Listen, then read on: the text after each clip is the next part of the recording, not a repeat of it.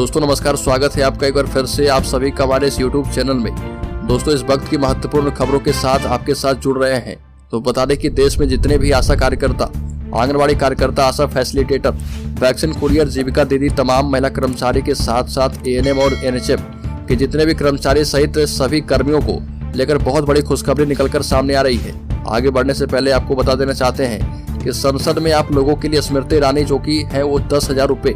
केंद्र से देने का वादा कर चुकी है और जो राज्य सरकार है वो आपको 6,000 रुपये भुगतान करेगी और जो कमीशन होता है उसको जोड़कर के प्रतिमाह 18,000 के करीब आप लोगों के वेतन में वृद्धि होगी। और इसको लेकर लगातार संसद में जब आवाज उठी तो सबसे पहले स्मृति ईरानी ही उठी और जो इस मामले में जवाब दिए हैं। दोस्तों लगातार आशा कार्यकर्ता, आशा फैसिलिटेटर, वैक्सीन कुरियर, ममता दीदी, जीविका दीदी, तमाम महिला कर्मचारी के लिए लगातार इस चैनल के माध्यम से आवाज उठाया जा रहा। और बता दें कि जितने भी आशा कार्यकर्ता, सेविका, सहायिका और जितने भी महिला कर्मचारी हैं उन सभी को बताना चाहते हैं कि आप सभी को लेकर संसद में बिल पास किया गया था जो कि स्टैंडिंग कमेटी के पास भेज दिया गया था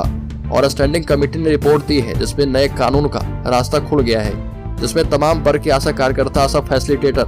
आशा दीदी, जीविका दीदी, तमाम महिला कार्यकर्ता हैं और इसके साथ जितने भी ANM और NHM के कार्यकर्ता हैं सभी के लिए बहुत बड़ा दरवाजा खुल चुका है। बता दें कि केंद्र सरकार आप लोगों के लिए बहुत बड़ी तैयारी के साथ आपके लिए कई फैसले लेने की तैयारी कर रही है।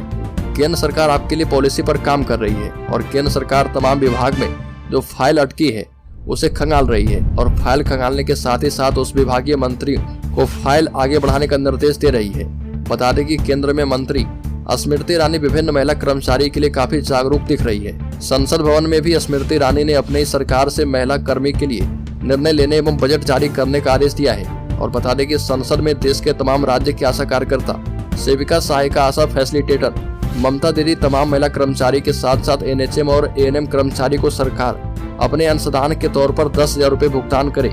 इसको लेकर स्मृति ईरानी ने वित्त विभाग से आग्रह किया है और वेतन वृद्धि सहित तमाम मुद्दों को सुलझाने के लिए स्टैंडिंग कमेटी को निर्देश भेज दिया है।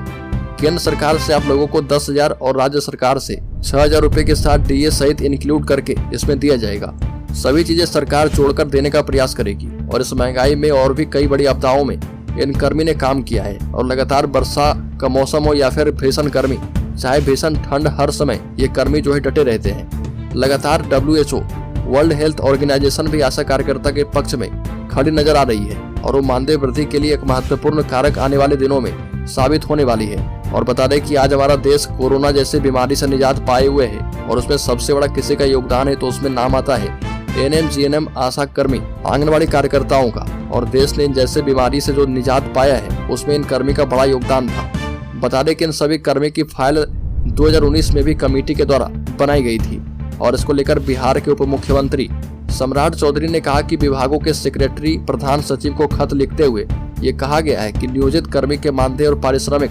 पुनरीक्षण के लिए विकास आयुक्त की अध्यक्षता में कमेटी बनाई गई थी और ये कमेटी 2 नए बिंदुओं पर विचार करके नई पारिश्रमिक को तय करने वाली थी। और इसमें पहला बिंदु मार्केट रेट को लेकर था और इसको लेकर विचार करने की बात कही गई थी। दूसरा जो बिंदु था उसमें सरकारी विभाग में तैनात कर्मी के समकक्ष पदों के मुताबिक महंगाई भत्ता, परिवहन भत्ता के साथ तमाम चीजें जोड़ करके वेतन में कम से कम 18,000 रुपये देने की बात जो है की गई थी। क्योंकि बिहार सहित पूरे देश की आशा आंगनबाड़ी कार्यकर्ता,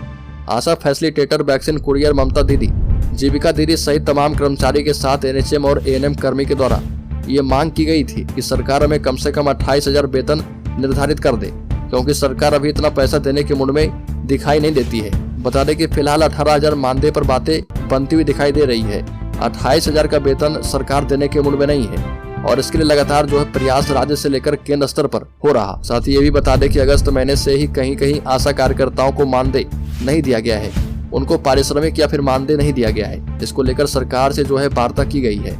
उसके मुताबिक सरकार ने कहा है कि एक बार जो बढ़ोतरी हो रही है वो जोड़ करके आप लोगों को अगस्त माह से वेतन मिलेंगे और ये भी सरकार ने कह दिया है। और लगातार सोशल मीडिया के माध्यम से सरकार के समक्ष विभिन्न तरह की मांगे उठाई जा रही है। तो जितने भी कर्मचारी हैं वो धैर्य रखें। कई जगहों पर इन कर्मी की फाइल जो है फंसी हुई है, उन जगहों से फाइल सरकार में आए BJP के प्रमुख नेता सम्राट चौधरी के द्वारा जो है क्लियरेंस किया जाएगा। और बता दें कि जितने भी आशा कर्मी, आशा फैसिलिटेटर, वैक्सीन कुरियर, जीविका दीदी, ममता दीदी, संविदा कर्मचारी के साथ साथ ANM और NHM के कर्मचारी हैं उनको लेकर सरकार ने जो कहा है उसमें ये कहा गया कि बिहार विकास मिशन के जरिए अलग से इन कर्मी के मानदेय वृद्धि के लिए फंड दिया जाएगा और जानकारों के मुताबिक कहा जा रहा है कि जब सरकार शिक्षा सेवक और तालमी मरकज का मानदेय वृद्धि एक झटके में कर सकती है तो फिर एनएचएम, एएनएम, इसके साथ ही आशा कार्यकर्ता, आंगनबाड़ी कार्यकर्ता जो कि एक महत्वपूर्ण कार्यकर्ता है, इनका वेतन वृद्धि क्यों नहीं हो सकता। तो दोस्तों इस वीडियो में इतना ही। अगर आपने अभी तक इस चैनल को सब्सक्राइब नहीं किया तो चैनल को सब्सक्राइब कर लें और बेल आइकॉन जरूर दबा लें, जिससे कि आशा कर्मी, आंगनबाड़ी कार्यकर्ताओं का वेतन वृद्धि का मांग जो है लगातार उठते रहे। तो मिलते हैं अपनी नेक्स्ट वाली वीडियो में, तब तक के लिए जय हिंद, जय भारत, वंदे मातरम।